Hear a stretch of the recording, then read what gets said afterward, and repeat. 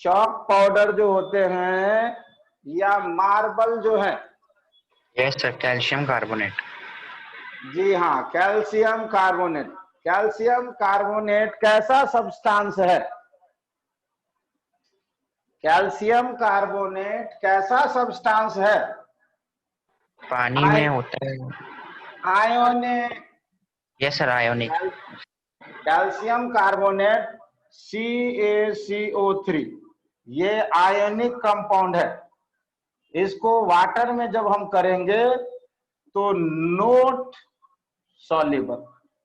लो भाई, क्या हमने अभी पढ़ा था कि आयनिक वाले या पोलर वाले पोलर में डिजॉल्व होंगे। तो यदि ये आयनिक है और वाटर भी पोलर है, ये पोलर है और ये आयनिक है, तो इसको तो डिजॉल्व होना चाहिए थे, लेकिन ये तो डिजॉल्व ही नहीं हुआ।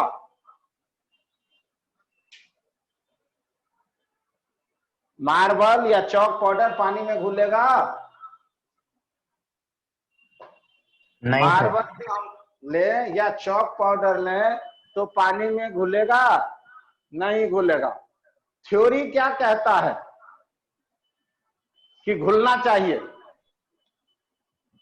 थ्योरी क्या कह रहा है कि घुलना चाहिए, लेकिन घुलेगा नहीं। तो आइदर थ्योरी गलत हो गया या ये गलत हो गया। ये तो गलत नहीं है क्योंकि आंख से ऐसे ही दिख रहा है कि वो घुल नहीं रहा। चम्मच घुलाए जा रहे, घुलाजे जा रहे, घुलाए जा रहे, घुल ही नहीं रहा।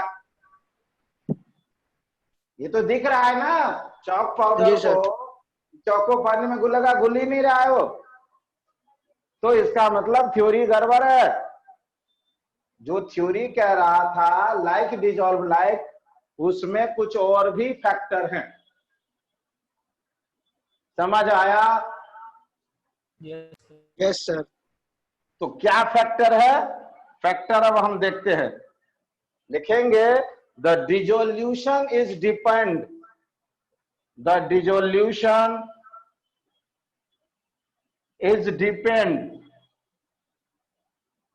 upon the resultant of energy। जो डिजोल्यूशन होता है वो एनर्जी का चक्कर है, रिजल्टेंट का चक्कर है। कुछ नहीं होता। हम कोई किसी से दोस्ती मनाते हैं, क्यों? फायदे के लिए, अपना काम निकालने के लिए, सहायता के लिए, मदद के लिए दोस्ती बनाते हैं। तो इसी तरह ये डिजोल्यूशन जो होता है कि लाइक डिजोल्वर, दोस्ती बराबर वाले में, क्यों? फायदे के लिए। तो हम देखेंगे यहाँ फायदा हो रहा है या घाटा हो रहा है। तो किसी भी चीज को घुलाने के लिए, जैसे देखो नमक को हम घुलाते हैं पानी में, तो क्या क्या एनर्जी का इन्वॉल्वमेंट है?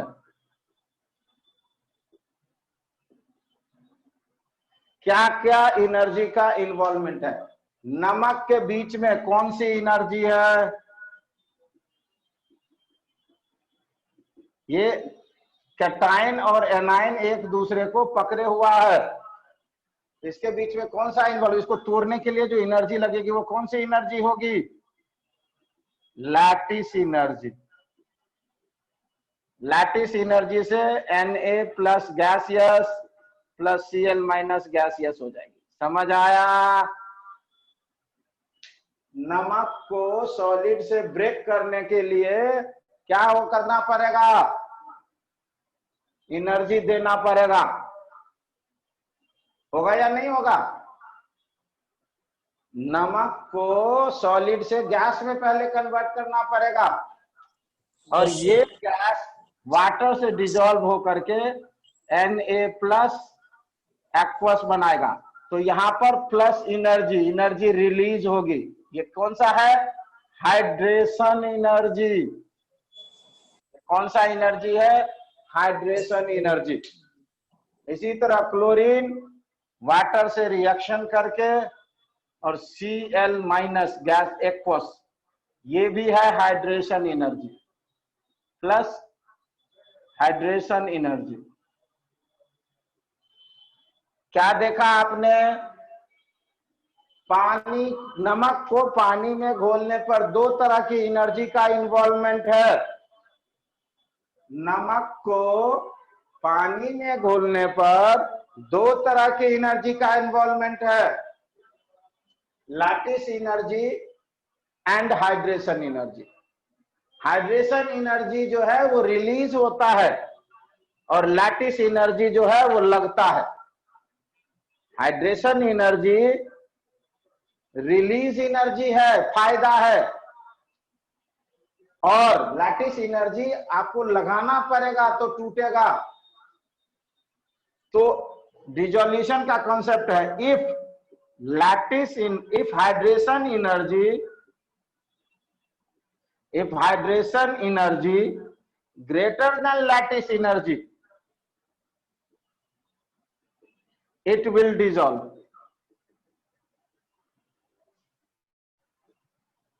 यदि हम किसी से दोस्ती करते हैं तो दो चीजें हो सकती है, दो चीजें होंगी हमेशा, कुछ पैसा खर्च आपको करना पड़ेगा और कुछ आपको आमदनी होगा।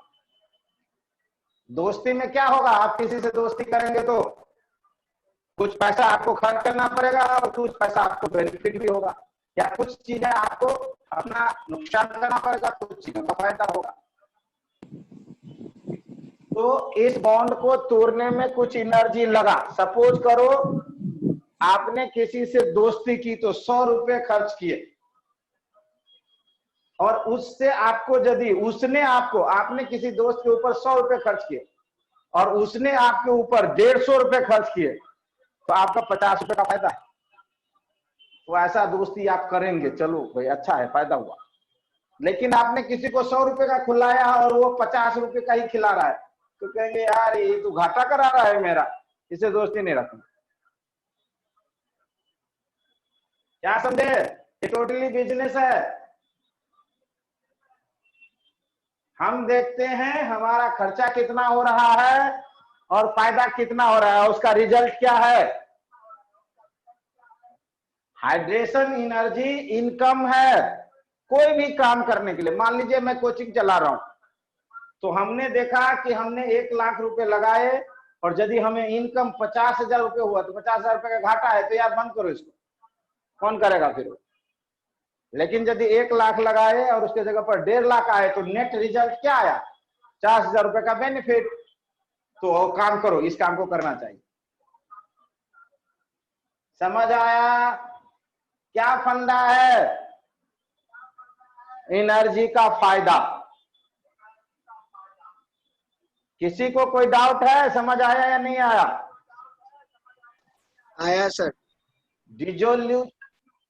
डिसोल्यूशन जो है वो रिजल्ट है एनर्जी का। यदि आने वाला पैसा जाने वाले पैसे से ज्यादा है तो बेनिफिट होगा, तो ये काम करेंगे। क्या समझे। हम कोई भी काम करते हैं, कोई भी बिजनेस करते हैं, कुछ भी करते हैं, सपोज करिए हमने ये मार्कर बनाने की एक कंपनी फैक्ट्री खोली। अब एक मार्कर को बनाने में मुझे 15 रुपए का कॉस्ट लग रहा है और ये मार्कर मैं 20 रुपए का बेचता हूं, तो 5 रुपए का फायदा है, तो ये करूंगा, करना चाहिए। लेकिन यदि 15 का खरीद के या बना के और 12 में बिकेगा तो लॉस है, तो नहीं करेंगे, बंद कर देंगे काम। यही फंडा है। हाइड्रेशन एनर्जी इनकम है और लैटिस एनर्जी खर्चा है। लैटिस एनर्जी लगता है और हाइड्रेशन एनर्जी रिलीज होता है। तो समझ आया। If hydration energy less than lattice energy, it will not dissolve। क्या समझे। इफ हाइड्रेशन एनर्जी, दिख नहीं रहा क्या। दिख रहा है sir. Hydration, if hydration energy less than lattice energy, ये पेन 12 रुपए का ही बिक रहा है और बनाने में 15 रुपये खर्च पड़ रहा है, तो क्या करेंगे? बनाएंगे ना? ना, छोड़। नहीं सर। बताइए। जी हाँ, ये सारा काम धंधे पैसा कमाने का है या बेनिफिट का है। वही चीज डिजॉल्व होगा जिसमें फायदा होगा। तो NCaCO3 को तोड़ने में, CO3 को तोड़ने में जितनी एनर्जी लगती है वो लैटिस एनर्जी ज्यादा है हाइड्रेशन एनर्जी से, इसीलिए ये डिजॉल्व नहीं हुआ। समझ आया? ये हर के लिए एप्लीकेबल है। तो ये थ्योरी बस और किसी को टेम्परेचर पे जो केमिकल्स है उनके लिए एप्लीकेबल है, या फिर अगर लैब में जब हम टेम्परेचर चेंज कर देते हैं, प्रेशर चेंज कर देते हैं, तब भी ये थ्योरी जिन एलिमेंट्स के लिए, कंपाउंड्स के लिए ट्रू है, तब भी ये लोग यही फॉलो करते हैं? ये सारे के लिए ट्रू है। ये जितने भी चीज है हर के लिए ट्रू है, किसी भी कंडीशन पे। ये 99.9% केसेस में ट्रू है। रिजल्टेंट होता है, आप पढ़ाई कर रहे हैं, आप भी रिजल्टेंट पे वर्क कर रहे हैं। पढ़ने में 2 लाख 3 लाख 5 लाख 10 साल हम पढ़ते हैं, माँ बाप बच्चे को पढ़ाता है, अरे यार 12वीं तक पढ़ा देते हैं, कितना लग जाएगा? 5 लाख लग जाएगा, 10 लाख लग जाएगा, और उसके बाद बच्चे की जॉब हो जाएगी, डॉक्टर इंजीनियर बन जाएगा, 1 लाख रुपए महीने कमाएगा। एक ही साल में 10 लाख हो गए, तो पूरी जीवन में कमाएगा। 25 साल नौकरी रहेगी, तो 25 साल का मतलब 2.5-3 करोड़ 5 करोड़ कमा लेगा। तो ये बहुत फायदे का सौदा है, इसीलिए पढ़ा रहे हैं। जो बच्चा कुछ नहीं बन पाता है, माँ बाप कहते हैं नालायक, तुम्हारे पढ़ाने में जितने पैसे मैंने लगाए सारे डुबो दिए तूने। वो क्या बात कर रहे हैं? बिजनेस की बात कर रहे हैं वो, कि मैंने इतना पैसा लगाया था और तूने डुबो दिया, इनकम कुछ हुआ ही नहीं, या हुआ भी तो जितना लगाया था उसे कम हुआ। समझ आया? हम लोग ध्यान नहीं देते इन बातों पर। माँ बाप क्यों पढ़ा रहे हैं? क्यों चाहते हैं कि पढ़ो लिखो? Business sir. क्योंकि जी हाँ, ये बिजनेस है। 10 लाख लगाओ और करोड़ों कमाओ। डॉक्टर ही क्यों बनाना चाहते हैं माँ बाप? क्यों? उसमें ज्यादा फायदा है। हैं? डॉक्टर ही क्यों बनाना चाहते हैं? समझ गए सर। ये सारा बिजनेस का खेल है। कोई डाउट है इसमें? No sir. कोई चीज जल्दी घुलेगा और कोई चीज धीरे धीरे घुलेगा। कोई चीज जल्दी घुलेगा और कोई चीज धीरे धीरे घुलेगा। ये भी यही है। मान लो हम 4 चीज बेच रहे हैं। मान लो मैं एक डस्टर बेच रहा हूं, ये मार्कर बेच रहा हूं, ये डस्टर बेच रहा हूं, ये सैनिटाइजर बेच रहा हूं, और एक और चीज। एक में मुझे पर यूनिट 2 रुपए का फायदा होता है, एक में 1 रुपए का फायदा है, एक में 50 पैसे का है, और इसमें एक में 10 पैसे का है। मैं किसको चाहूंगा ज्यादा से ज्यादा बेचूं? जिसमें 2 रुपए का फायदा है। सबसे ज्यादा फायदा वाला काम सबसे जल्दी जल्दी करो, और जिसमें बहुत कम फायदा है वो धीरे धीरे करो, कोई बात नहीं। समझ आया? तो सॉल्यूशन डिसोल्यूशन का भी यही कॉन्सेप्ट है। जिसमें एनर्जी का डिफरेंस ज्यादा होगा वो जल्दी जल्दी घुलेगा। जिसमें एनर्जी का डिफरेंस ज्यादा होगा वो जल्दी घुलेगा, और जिसमें कम होगा वो धीरे धीरे घुलेगा, और जिसमें नहीं होगा वो घुलेगा ही नहीं। समझ आया? समझ गए सर। देखो क्वेश्चन आता है सभी वाटर में। हाइड्रेशन एनर्जी रिलीज होगा। जी हाँ, वो पुराना कॉन्सेप्ट अब समझो खत्म। लेकिन जनरल कॉन्सेप्ट में तो लगेगा वो। देखो अब देखो, कहेगा आपको सॉल्युबिलिटी बताओ वाटर के अंदर अलग अलग गैस का, ammonia, oxygen, carbon dioxide, hydrogen, helium, argon और कार्बन मोनोऑक्साइड, ये सारे गैसेज और नाइट्रोजन, इस गैसेज को मैं पानी में डालता हूं, इसका डिसोल्यूशन बताओ। यह सवाल 10 बार पूछ दिया, 10 बार, कि ये गैसेज पानी में घुलाना है, कौन ज्यादा घुलेगा और कौन कम घुलेगा। सबसे ज्यादा कौन सी गैस घुलेगी? जिसकी नेचर सबसे ज्यादा है आयनिक इसके जैसा, या सबसे ज्यादा, तो सबसे ज्यादा घुलेगा अमोनिया। आपने 6th 7th क्लास में फाउंटेन एक्सपेरिमेंट किया था अमोनिया का, याद ही नहीं होगा, किताब में था। अमोनिया का फाउंटेन एक्सपेरिमेंट में क्या करते थे, एक बल्ब टाइप था कंटेनर, उसके ऊपर अमोनिया गैस रख देते थे, नीचे से पाइप लगाते थे, वो पानी के कंटेनर में होता था, ऊपर से ठंडा गीला कपड़ा लगाते थे, अमोनिया गैस कॉन्ट्रैक्ट होता था, पानी अंदर जाता था, वो सारा अमोनिया घुल जाता था, बहुत तेज से पानी फेंकता था फव्वारे की तरह, इसीलिए इसका नाम दिया गया फाउंटेन एक्सपेरिमेंट। ये इस तरह का था, याद भी नहीं होगा तुम लोगों को शायद।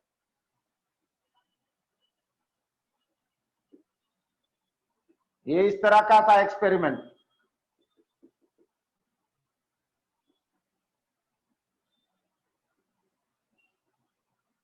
एक पतला सा पाइप लेते हैं और ये पानी के अंदर डुबो देते हैं,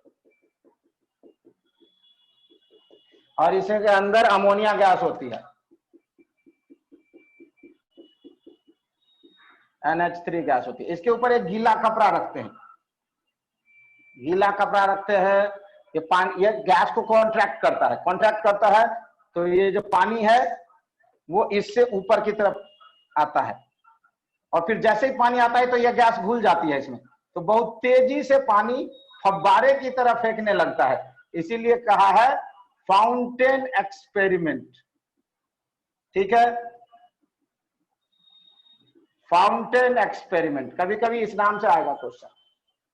ammonia gas highly soluble in water, it proved by fountain experiment. समझ आया कैसे हुआ? इसमें पानी यहाँ था, इसमें अमोनिया गैस था, हमने थोड़ा ठंडा गीला कपड़ा रखा, गैस कॉन्ट्रैक्ट हुआ तो सकिंग डेवलप हुआ, तो पानी ऊपर आया तो अमोनिया घुल गया, और ज्यादा सकिंग डेवलप हुआ और पानी बहुत तेजी से फव्वारे की तरह ऊपर आया। This experiment prove that ammonia is highly soluble in water. समझ आया? Yes, sir. उसके बाद कार्बन मोनोऑक्साइड soluble होगा। क्यों? क्योंकि कार्बन मोनोऑक्साइड का प्लस और माइनस कॉन्सेप्ट होने के कारण वाटर से।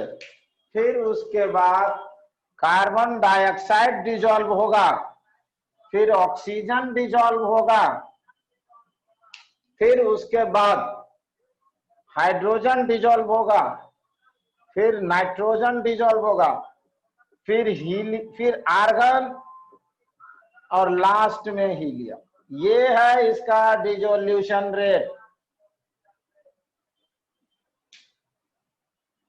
समझ आया? सर इसका कुछ ट्रिक है कार्बन डाइऑक्साइड, अरे इसकी पोलैरिटी पर होती है ये सारी, ये इसकी पोलैरिटी है और रिएक्टिविटी है, ये सबसे ज्यादा रिएक्टिव है ड्यू टू पोलैरिटी। फिर इसके बाद ये, इसमें भी पोलैरिटी है, इसमें पोलैरिटी अब है नहीं। और ये डाइपोल इंड्यूस्ड डाइपोल है। H2 पानी में घुलेगा कैसे? H2 पानी में घुल नहीं सकता, तो ये डाइपोल क्रिएट करेगा, dipole induced dipole, delta minus delta plus, इससे फोर्स लगेगा। इस फोर्स लगने से क्या होगा, इसमें ये डाइपोल क्रिएट कर दिया, अब ये सॉरी उल्टा हो गया, ये माइनस है, डेल्टा माइनस है, तो ये इसको प्लस बनाएगा। जबरदस्ती इसको प्लस बनाया, मुझसे दोस्ती कर, इससे ये घुलेगा। समझ आया? कौन सा फोर्स है ये? Dipole, induce dipole. ऑक्सीजन ज्यादा क्यों घुला? ड्यू टू पोल वो पैरामैग्नेटिक नेचर। ऑक्सीजन ज्यादा घुला क्यों? ड्यू टू पैरामैग्नेटिक हाइड्रोजन से। फिर नाइट्रोजन, नाइट्रोजन में बहुत कम डाइपोल होगा, डाइपोल इंड्यूस्ड हो नहीं सकता क्योंकि ट्रिपल बॉन्ड है और ज्यादा इलेक्ट्रोनेगेटिविटी है। एक छोटे बच्चे को कोई बात मनमानी हो और एक बड़े आदमी से बात मनमानी है, आप किसको इजीली मनवा लेंगे? किससे बात? बड़े आदमी से।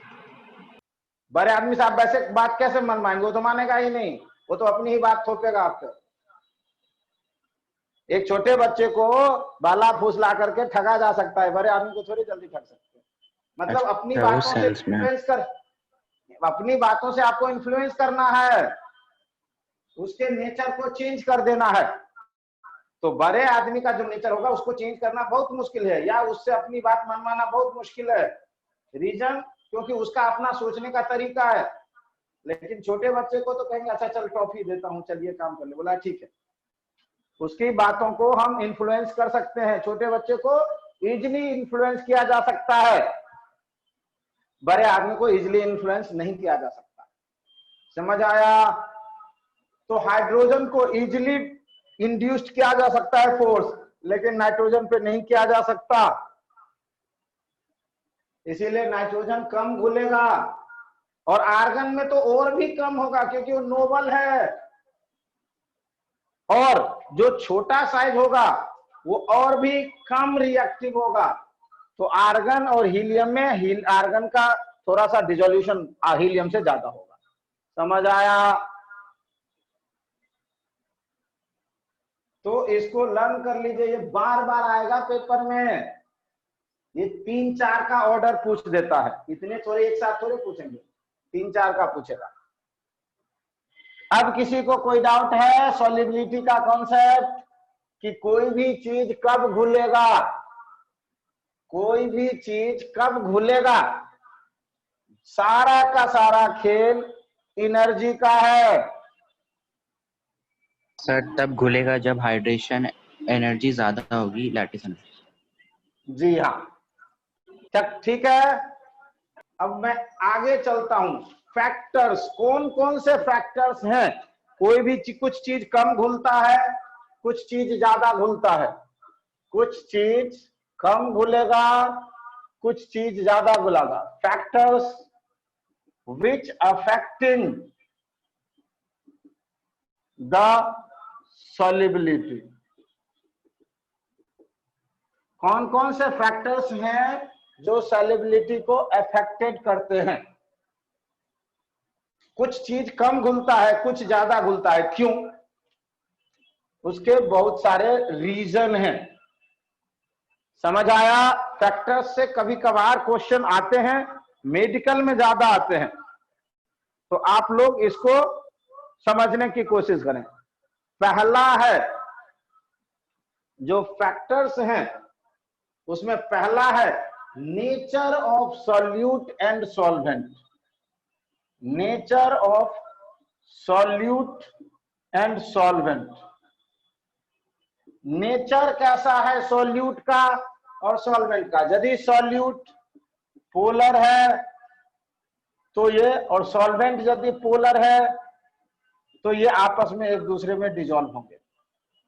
यदि ये पोलर नहीं है तो नहीं डिसॉल्व होंगे, कम डिसॉल्व होंगे।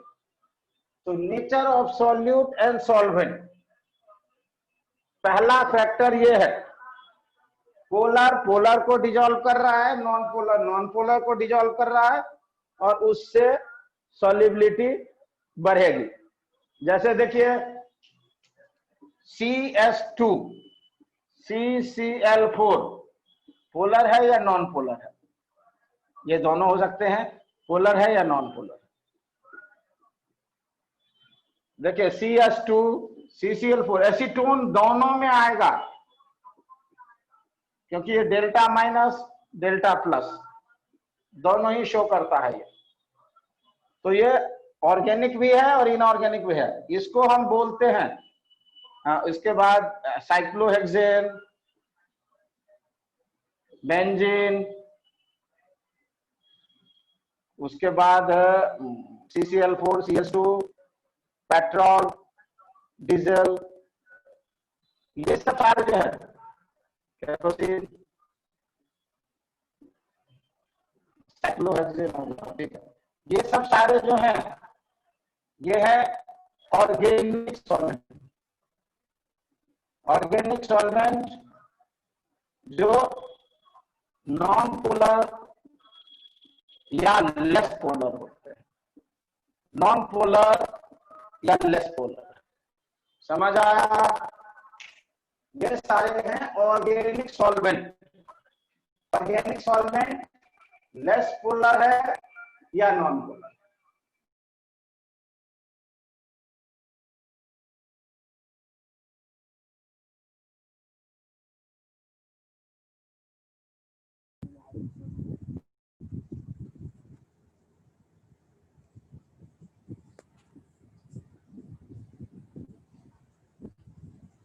सर वीडियो पॉज हो रखा है।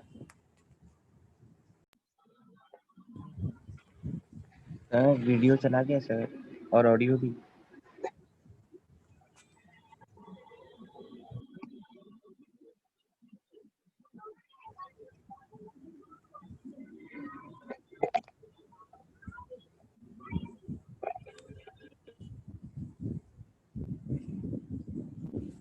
सर भाग गया।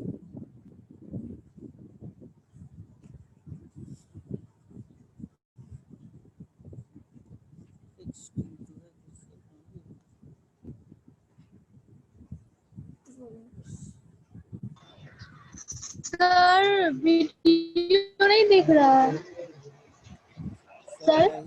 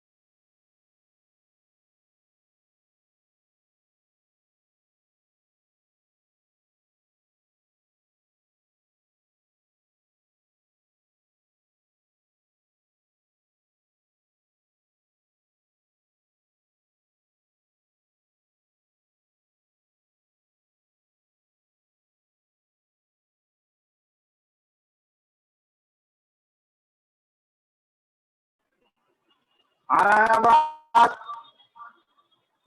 साउंड क्लियर नहीं है। साउंड क्लियर नहीं है, एक मिनट।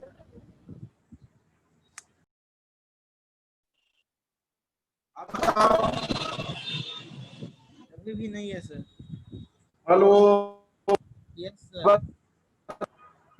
अब ठीक है? Yes sir. तो हमने क्या कि सॉल्वेंट पर डिपेंड करता है सॉलिडिटी। नहीं आ रही है सर।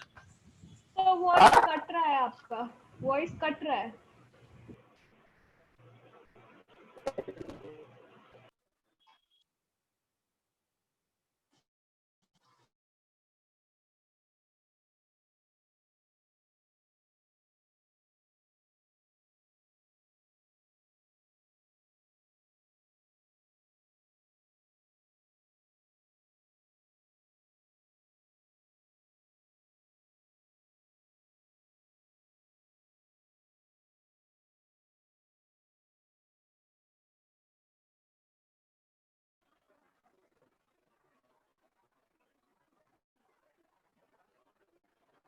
आवाज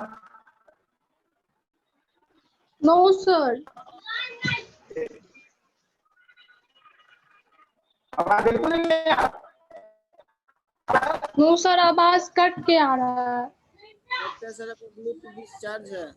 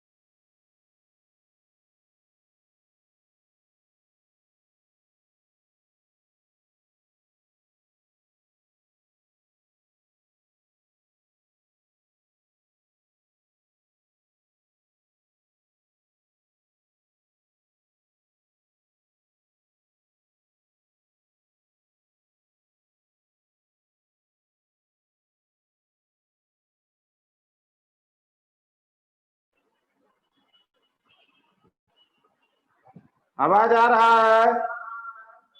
यस सर, अब आ रहे हैं। ठीक है, चलो आगे करते हैं।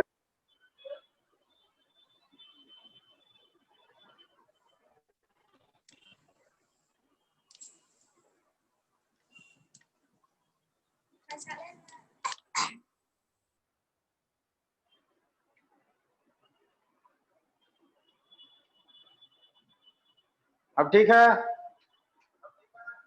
चलो नेक्स्ट टॉपिक है हमारा। देखो अब इसमें जो हम कर रहे थे कि ये जो सॉल्वेंट है वो अलग अलग सॉल्वेंट में सर वीडियो अमाउंट नहीं जो दिख रहा। डिसोल्यूशन। अब वीडियो नहीं आ आ रहा रहा है? है सर, आ आ रहा है सर। आ रहा है, ठीक है। तो यस सर, ये सब पढ़ाई। अब देखिए, अब हम इसमें ऑक्सीजन को डिसॉल्व कराए हैं या कोई भी गैस को डिसॉल्व कराएं, अमोनिया को डिसॉल्व कराएं, तो अलग अलग सॉल्वेंट में जो डिसॉल्व होने का रेट होगा वो अलग अलग होगा। वाटर में सबसे ज्यादा होगा, फिर HF, फिर HCl, फिर C2H5, इस तरह होगा। इसका मतलब क्या पता चला कि सॉल्यूट के नेचर पर भी डिसोल्यूशन डिपेंड करता है और सॉल्वेंट के नेचर पे भी डिपेंड करता है। समझ आया? जो डिसोल्यूशन है वो सॉल्यूट और सॉल्वेंट दोनों के नेचर पर डिपेंड करता है। समझ आया? Yes sir. ठीक है। दूसरा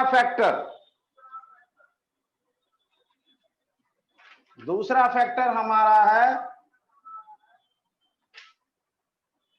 टेम्परेचर। टेम्परेचर बढ़ा दोगे तो डिसोल्यूशन बढ़ जाएगा। दूसरा फैक्टर है टेम्परेचर सॉलिड वाले में यदि टेम्परेचर आप बढ़ा देंगे तो डिसोल्यूशन बढ़ जाएगा।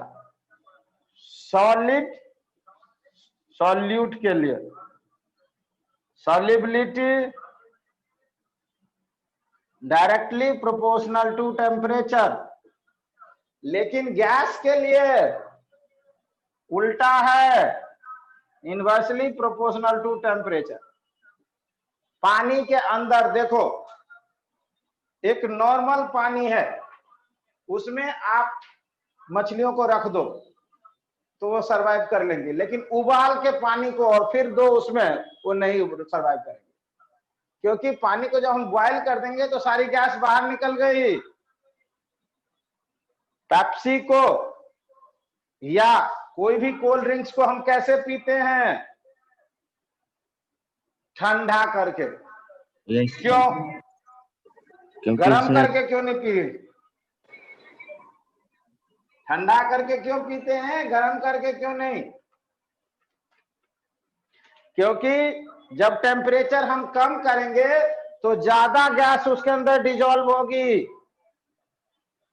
जब हम टेम्परेचर कम कर देंगे उस सॉल्यूशन का तो उसके